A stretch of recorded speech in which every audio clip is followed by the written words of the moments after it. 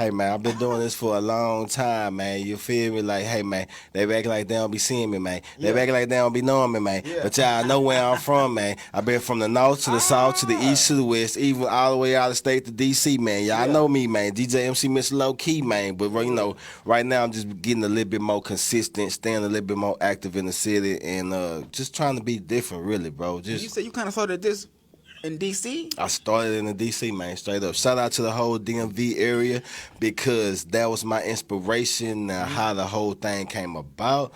It wasn't my idea. I ain't gonna lie. It wasn't my idea to start a whole podcast. It wasn't even called podcast back then. It was called Broadcasting Live. I was broadcasting on Ustream. Yeah. You feel me? This before IBM took it over. But yeah, I was on Ustream, man, and you've been in the game. We ought to call you the pod father. Hey man, say man, look here, man. Hey man, look here, man.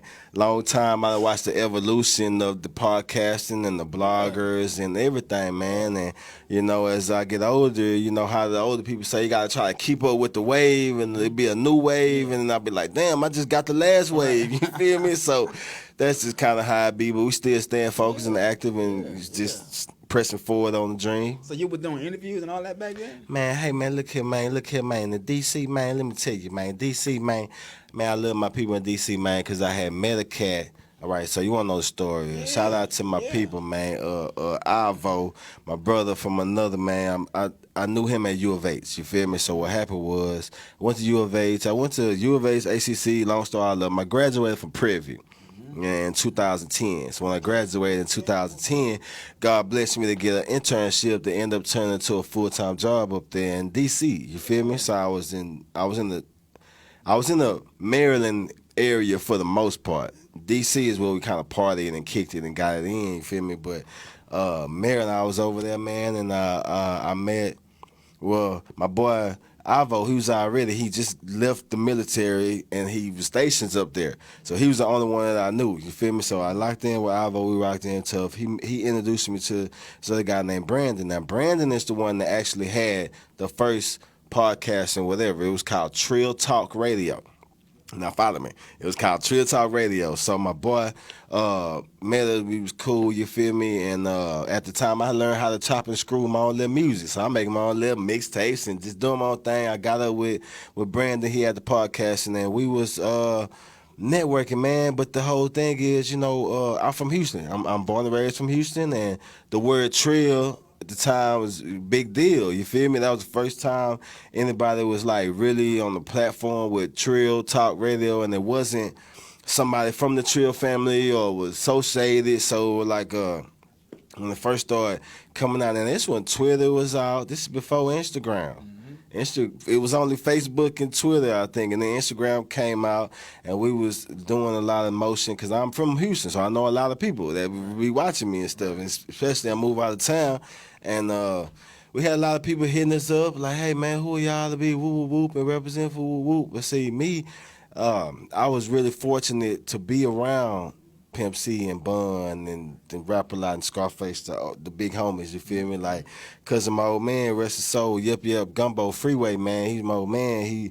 He was the Ghetto Boys road manager, driver, whatever, since I was little, you feel me? Before I even knew that Scarface was who he was driving, that's who he was rolling with. Then my uncle, International Red, you feel me? He the one that worked with UGK from the jump. So I was able to be around them, and when it coming down, people was calling, and I was like, hey, man, look here, man, I'm so-and-so, check for so-and-so, and my shit was good. And then what we did was actually call my uncle and like, hey, man, I need to come to y'all. We got this here. Sat down. We brought a business proposal to him and all that. And at the time, he was like, man, Trill not copyrighted. It wasn't copyrighted at the time.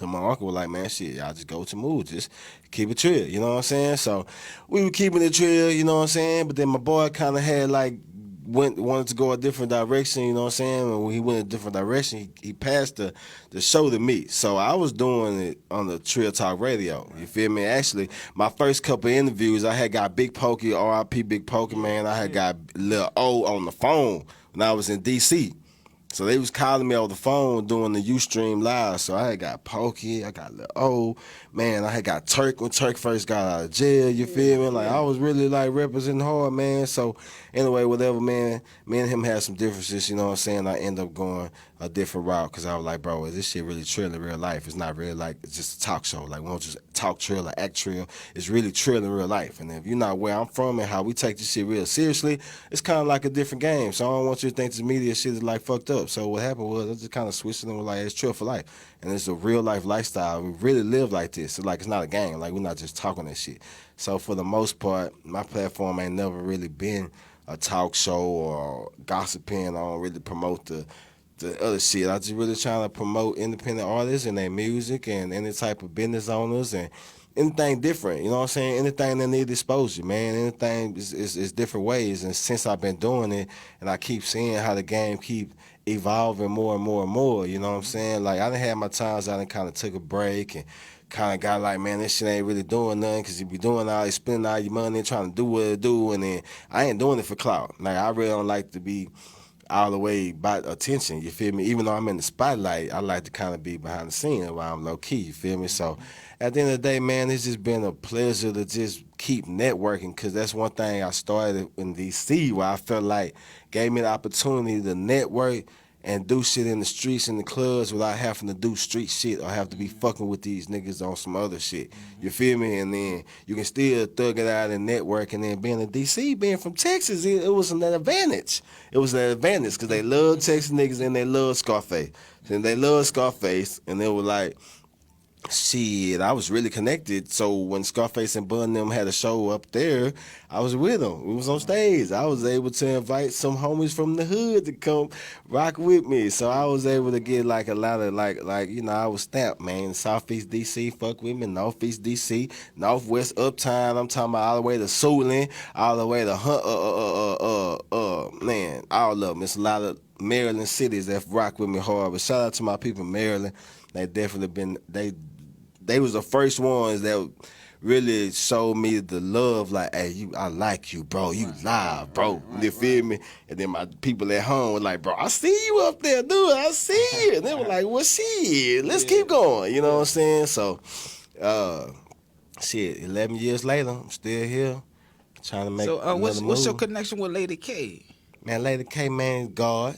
Okay. God is the connection, man. Yeah, Because I ain't been knowing Lady K that long, but like I say, we got this event in Fifth Ward right now called High Volume Thursdays where we bring out the Mims Band, a live band, and they do their thing with different R&B artists. So we got R&B artists coming out singing with the live band. And Lady K got invited, I believe, through my kinfolk K Parker, her and her mama. And ever since day one, they been singing and doing their thing. And it was like, yo, I love y'all. It was just like cool. And then at the time, it was like I was already in the process of trying to find my own location to have my own setup because I'm working on getting back on having my shit set up because I'm mobile with a lot of my stuff. I pull up everywhere else, but I don't really have a place for people to come to.